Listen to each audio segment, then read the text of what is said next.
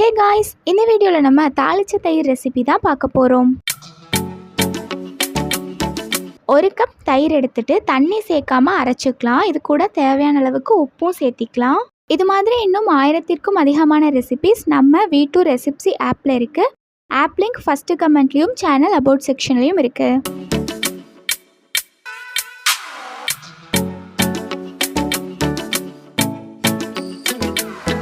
ஒரு கடாயில் 5 ஸ்பூன் அளவுக்கு எண்ணெய் எடுத்துக்கிறேன்.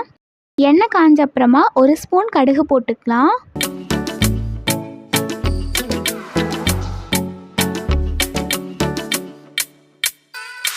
கடுகு பொரிஞ்ச அப்புறமா 1 ஸ்பூன் கடலைப்பருப்பு போட்டக்கப்புறமா நம்ம அடுப்பை மெதுவாக வச்சுக்கலாம்.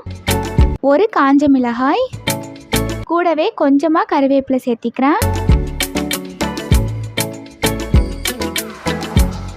கடலைப்பருப்பு நல்லா பொரிஞ்சிடணும்.